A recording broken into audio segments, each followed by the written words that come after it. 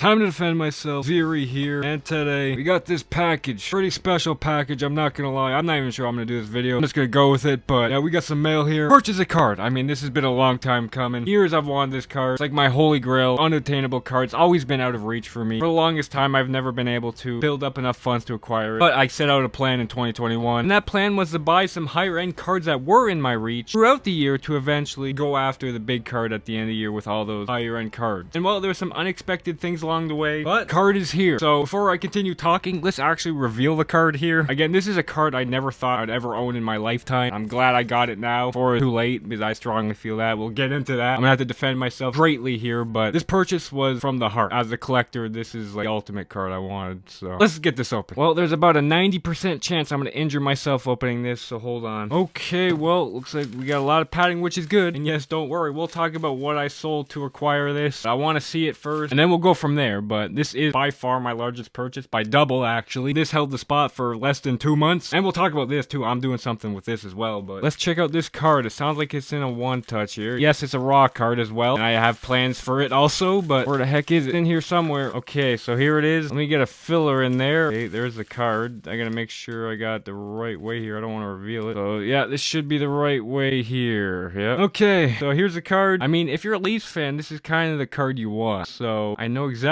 where the head is. I've tried hunting this card before with no avail. So there's the head.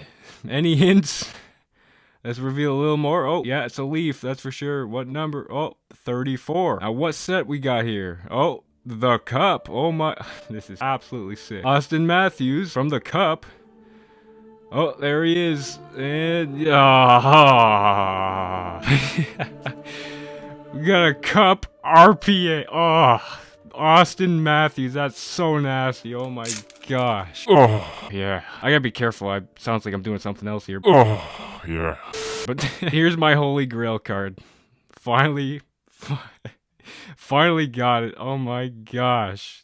That's such a nasty card. Oh my gosh. As a lifelong Leafs fan, like, unbelievable there. Alright, let's talk about this. So let's talk about why I sold to get this card. Let me talk about why this is a great purchase. First up, you might remember I had two Connor McDavid Future Watch autos. I bought this one for $9,000, graded, got a 9. Also, for added context, I sold a lot of mid to high range cards to get that McDavid Future Watch. So like the Werenski there, that triple auto, a bunch of stuff I used to get the money to get that McDavid, just for added context. So there's that. And I had my other one I had for 2 years, 2.5 years. I bought for $1,800. It was 0.5 less. It's both 9. Both really strong examples of the card. This was supposed to be the big chip to get the Matthews. Didn't sell it, which is great. I still got the McKinnon there, but yeah, I sold the other McDavid 9 for $12,700 or whatever the heck it was. It was quite a bit. It was like the highest for any 9s, and I think I caused a chain reaction with other McDavid Future Watches because they shot up after that sale. So that was the big piece there, and we'll talk about how much that cost. Second card was this Connor McDavid Exquisite. Sold it for $3,000. I sold it to a guy on Instagram, but there was a problem with it. I did not even notice when I bought it nor sold it. I can't believe I didn't notice that, but I had to refund him a couple $100, which is okay. And the third card was an Austin Matthews PMG. I'm kind of getting out of PMGs a little bit. I still have some. I'm still keeping some, but sold that for $1,800. So that pretty much came close to paying for this card right here, the Austin Matthews Cup RPA. And yes, with this card, I am cracking this card. I'm being crazy. I'm going to try to get rid of that random residue on the shiny part there. Try to get at least a min gem there on McDavid. So, and yes, there is going to be a grading play for this card right here. I am sending this to PSA. Now, the autograph is likely a 9 there. That was one of my big concerns. I mean, look at this McKinnon. It's a 9 as well, but still a great card there. I obsessed over the Matthews Cup RPA autos because they were all over the place. His autos are all over the place. Some are worse than this. Look at this Premier card. Like, that's a 9. That's horrendous there, but yeah, Matthews autos are all over the place with the pen and all that. I somehow have 210 autos here. This was one of the cards I was going to use to move, but I decided to keep this over the PMG because I'm really feeling platinum right now and on card auto, right? But yeah, oh, geez. So I'm going to send this in to PSA likely and pray for a 9. I don't think it'll get a 10. Yeah, right here, yeah. Just pray for a 9 right there. I'll take a PSA 8.5, but also notice there's a little problem there with that corner. It should get a 9 right there. There you go. Yeah, there's the Austin Matthews Cup RPA. And well, this cost $18,000. Why would I get rid of a McDavid 9 to do that? Well, first off, I slightly upgraded. I came into the year with a McDavid. I left with a McDavid. 0.5 higher. I am going to crack this and try to resub, but I don't know. The Cup RPA upside is tremendous. Matthews upside is tremendous. Like, these guys right here, people are spending large amounts some money on these guys when they don't even know about hockey, right? The same can't really be said with Matthews yet. Obviously, Ovechkin for great reasons, and obviously McDavid there, but I mean, has McDavid won anything in the playoffs? I'm not debating who's the better player. I'm just saying that I feel like this right here is similar to this right here, and if you remember right, it took a while for Ovi to catch up to Sid in the hobby, and now Ovi's way ahead of Sid. I'm not saying that's the case with McDavid, but I feel like in the hobby, there's a ton of room to grow for Matthews. He has the upside to have 60, 70 goal years. He's going to win multiple Rockets. He's going to be the best U.S.-born player of all time, probably top 10 goal scorer, period, of all time, if not better. Best Leaf of all time if he stays. I mean, that's the biggest fear. 2024 is a UFA, right? That's the biggest fear if you're a Leafs fan. If he leaves, that would be devastating, but I love the upside of the Cup RPAs in 99. Like, when I went to the Expo, by the way, this was the card I was looking for at the Expo. I'm just going to say that. There was 4 of them there. Did not see a single one of these guys for Cup RPAs. Did not see a single one. Ovi is a 6-figure plus card now. It's a $100,000 plus card. Sid's is probably pushing that, not close. Depends on the example of the card, but not that far off. I'd assume McDavid's is at least 50,000 US at this point, or more. If one went up for auction, it'd probably be at least $60,000, $70,000 Canadian or more. You just don't see them anymore. That was a big catalyst for me getting this. You just don't see these cards around at all. The upside is tremendous with these cards. Even if I go with Beckett and gets an 8.5, it'll still have great upside. Even if I go with PSA and it gets an 8, it still has tremendous upside. They're just really tough to come by. Absolutely nobody is moving these right now. Watch, they're gonna start popping up once it gets that goal record, and they're gonna sell for like several $100,000. But yeah, I felt like this might be my last chance to pull the trigger on one of these. And you think about it, in terms of pricing, I've been following the price of this card forever. It was an $8,000 to $10,000 card pretty much for the longest time pre-pandemic. And the fact that it's only gone up about double is interesting, considering some of his other cards have like 3x, 4x, like his Future Watch. So I feel like there's a ton of room to grow for that card. Also, I mean, I'm a Leafs fan. I watch this guy. He's a special talent. Like, just makes a lot of sense to me. The collector in me is super thrilled to have this card. So there's that. So what's next from here? I mean, I'm probably going to ease off. I'm probably not going to be able to get anything much better than that unless I nuke my collection, which I would. I would nuke my collection for a nice OV Cup RPA. I'd absolutely do that in a heartbeat. But yeah, I think I'm going to focus on the channel more because, yeah, if you couldn't tell, I've been cheaping out big time on the channel trying to get these cards to try to acquire that card. And I definitely could be putting out some better content than I am, I'll be honest with you. So I'll be dumb again. Honestly, opening boxes, it makes no sense, especially at the price point for a lot of them. I mean, it makes for a good video, but even if the video does exceptionally well, it's still not worth it. I still lose hundreds of dollars, so